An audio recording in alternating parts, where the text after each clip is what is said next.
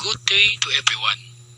The topic that I am going to discuss today is about a webinar, and I am going to discuss what are the purposes of conducting a webinar and what are the different platforms of it.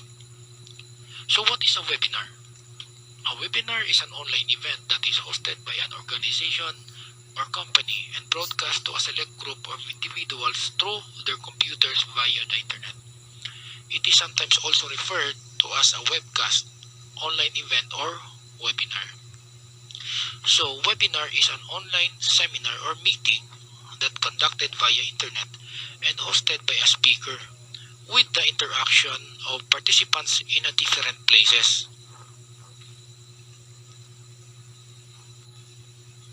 So, the webinar is the most convenient way of conveying important lessons of teachers to their learners. The most innovative means of conducting emergency meetings with the company directors, organizations, and they can conduct interactions in real time. So this is very convenient and money-saving way of conducting meetings, especially during the time of emergency situations. It could be used in natural disasters such as contingency planning and effective way of communication to our learners, especially this time of crisis of COVID-19 that we are facing up.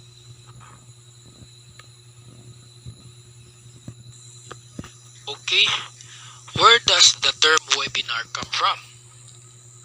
The term webinar is a portmanteau of web and seminar, meaning a presentation, lecture, or workshop that is transmitted over the web. Technically, it is a blend of two words, web plus seminar. Webinars have come a long way since their official debut as a means of delivering information to a specific audience via the internet. Web conferencing began in 1990s. The software allowed users to communicate with international clients and allowed participants to interact in real time. So the webinar had been already existing in the year of 1990s. It was first used in the world's first live streaming rock concert in 1993 by the band Severe Tire Damage over the internet. From the basic online conferences, webinars have evolved into high-tech events.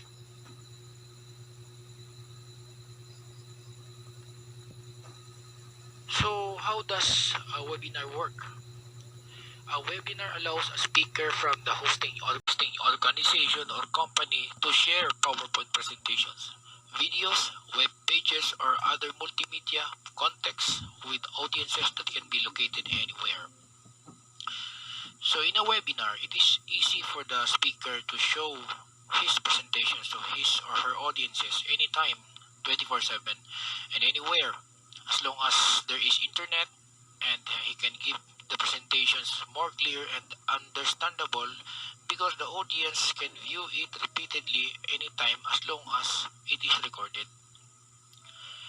Webinars have audio and visual components. So the visual component of a webinar is shared through a web conferencing tool or internet browser. The audio portion of a webinar is usually broadcast through the audience's computers or through telephone. So the importance also of conducting a webinar is having a visual and audio component so that the audience and the speaker can understand it in and interact each other. A webinar allows the hosting organization or company to interact with the audience. The audience can ask the speaker or moderator a question in real time through an instant messaging tool or email. It is important also to the webinar that the speaker and participants can conduct questions and answers to each other so that their meeting will become more effective.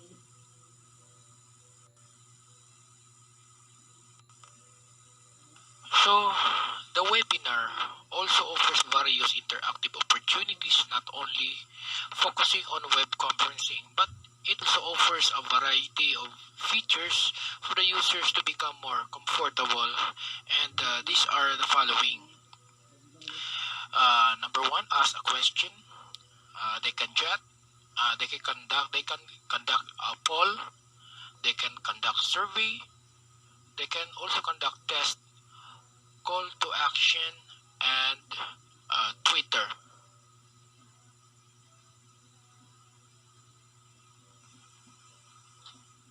So there are advantages and disadvantages of using a webinar. The advantages are, number one, it is not necessary to use a venue for the meeting. So makatipid yun ang ato ang speaker o ato mga audiences because we don't need to pay a venue just to conduct a meeting. Number two, participants do not need to travel to the venue for a seminar or a class. So this is very practical. Dili na tamo ato sa lugar. Of course, we don't need to travel where the venue is because it is very expensive nowadays. Kung mag-travel pa ta, gastos na kaayo.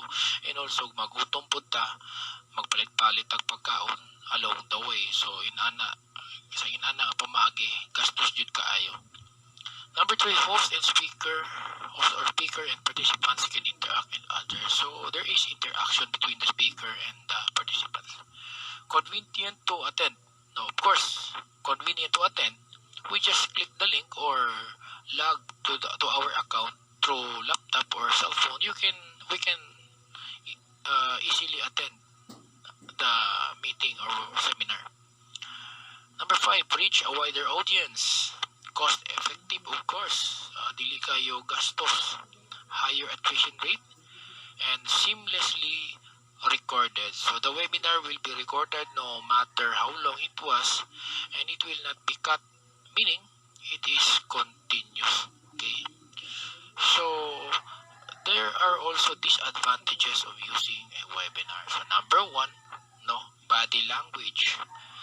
So body language is missing from virtually every webinar. So like sa akong game karon nag-present ko PowerPoint presentation pero dili ko ninyo makita. So dili makita ninyo ang the way ko mag-express sa ako ang i-explain, no? Dili ninyo makita ang akong itsura.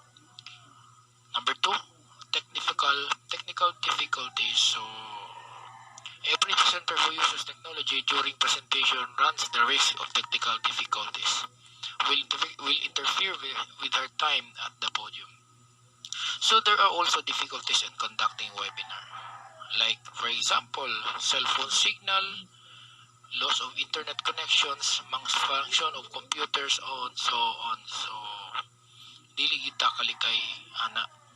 Number three, environmental control. So, this is also can affect our seminar or class, online class, because like for example the dogs around us, no, nag-create na siya noise or the vehicles passing by can disturb us. So di yuta kalikay ni we cannot avoid. Number four, audience interaction. So kita mga audience dili ta kakitaw kinsa ato mga kauban because gamay raman gud ang screen niya. We do not know how the numbers of participants during the online class.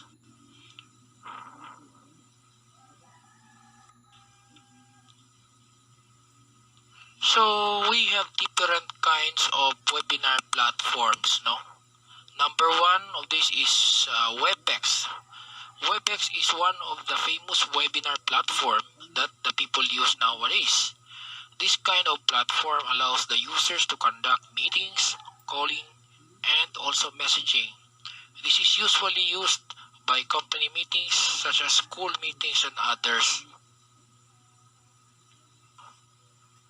So this is another type of platform that we usually use during a online class.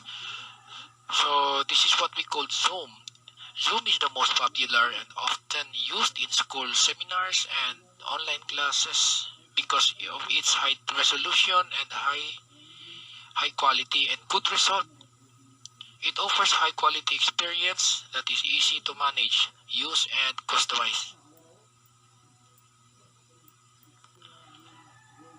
Another platform that we usually use is Google Meet. Google Meet is also one of the favorite webinar platform of online class because we can conduct seminar or meeting or class instantly by just opening this platform and make a link, and you can distribute it to your students immediately, and this is also for free to use.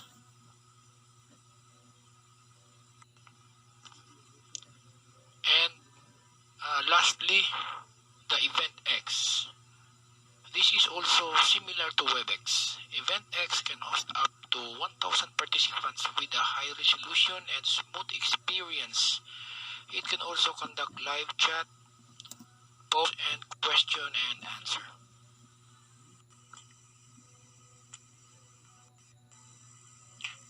So this is the end of my report.